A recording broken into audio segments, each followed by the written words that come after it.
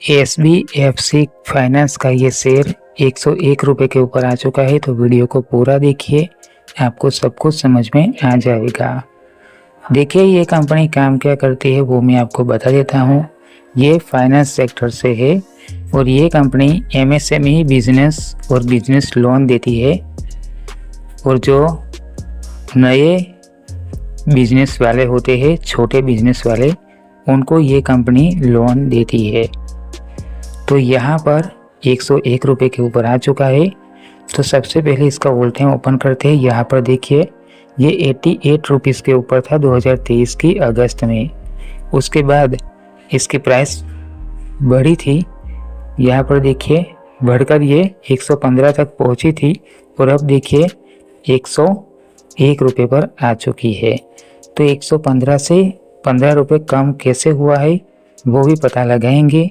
तो यहाँ पर देखिए ये फाइनेंस सेक्टर है, तो प्रमोटर्स की होल्डिंग कम होगी तो भी चलेगा, लेकिन उसके लिए एक पॉइंट है, उसको समझना पड़ेगा।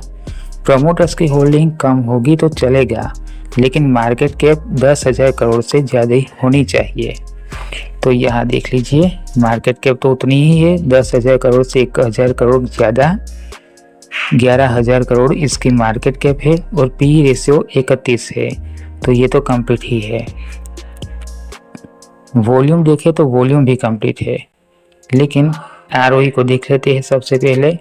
ROE कंप्लीट, EPS देखे तो EPS भी कंप्लीट, क्योंकि 3 रुपये 17 पैसा है। फेस वैल्यू 10 रुपये, तो ये पेनी स्टॉक तो नहीं है। एक बात है कि यहाँ पर डिविडेंड नहीं मिलता है, तो लंबे समय तक होल्ड करके रखोगे तो डिविडेंड नहीं मिलेगा। अगर शेयर की प्राइस कम हो गई तो लॉस ही होगा। इसकी मार्केट कैप 11,000 करोड़, तो ये कंप्लीट। पी रेशियो 31.96, तो ये भी कंप्लीट। कंपनी के ऊपर डेब्ट है, लेकिन ये फाइनेंस है। इतना ही नहीं, ये कंपनी छोटे बिजनेस वालों को लोन देती है, बिजनेस लोन ये कंपनी देती है तो चलेगा। इतना डेब्ट है इस कंपनी के ऊपर तो भी चलेगा। और इसका फाइनेंशियल को देखे तो क्वार्टरली तो बढ़ता हुआ ही दिखेगा इसका रेवेन्यू। अगर प्रॉफिट की बात करें तो प्रॉफिट भी बढ़ रहा है, लेकिन एक साल का कर देते हैं। अब इसका रेवेन्यू को देखते हैं, तो रेवेन्यू कितना है, आज से 3 साल पहले का ही देखेंगे। 2023 में 740 करोड़ का रेवेन्यू जनरेट किया था और प्रॉफिट कितना किया था 2023 में 150 करोड़ का। तो देखिए ये कंपनी रेवेन्यू जनरेट कर रही है और प्रॉफिट भी कर रही है। अब प्रॉफिट और रेवेन्यू हर साल बढ़ते हुए ही दिखेंगे, तो हो सकता है शेयर की प्राइस भी आने वाले टाइम में बढ़े। तो उसके लिए शेयर होल्डिंग पैटर्न को देखना जरूरी है। तो देखिए यहाँ पर प्रमोटर्स की होल्डिंग ज़्यादा है, 53% प्रमोटर्स की होल्डिंग है। और यहाँ पर म्यूचुअल फंड की अगर देखें तो म्यूचुअल फंड का इन्वेस्टमेंट देखिए 14% है। तो यहाँ पर म्यूचुअल फंड ने भी इन्वेस्ट किया है। इतना ही नहीं, यहाँ पर FII का इन्वेस्टमेंट 7% है और DII का इन्वेस्टमेंट यहाँ पर 2% है। तो ये तो बहुत ही कंप्लीट पॉइंट हो चुका। और यहाँ पर देखिए मार्च 2025 में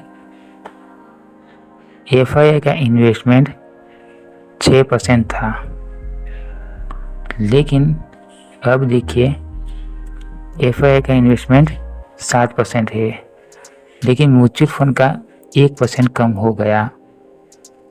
तो यहाँ पर देखा जाए तो जब तक ये FII का इन्वेस्टमेंट यहाँ पर है और म्यूचुअल फंड का है और DII का है और प्रमोटर्स का है, तब तक इन्वेस्ट करने के लिए योग्य है। लेकिन इन्वेस्ट करने के बाद हर 3 महीनों के अंदर ये चेक करते रहना है कि म्यूचुअल फंड की इन्वेस्टमेंट कम तो नहीं हो रही, FII की और DII की। अगर कम हो रही है तो आप भी सेल करके निकल जाइए, क्योंकि उसका मतलब यही है FII, DII और म्यूचुअल फंड अपना पैसा तभी निकालते हैं जब शेयर की प्राइस आने वाले टाइम में अच्छा रिटर्न नहीं दे सकती। तो ये समझना ज़रूरी है।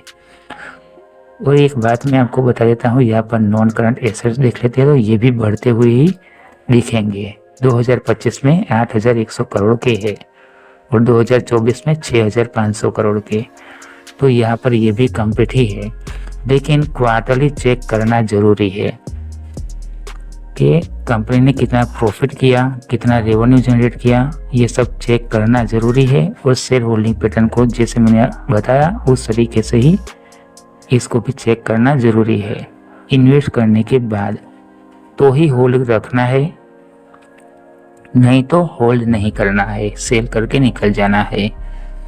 तो मैंने आपको सिखाया कैसे एनालाइज करना है और कैसे क्या देखना है स्टॉक के अंदर, और कौन कौन से पॉइंट याद रखना है।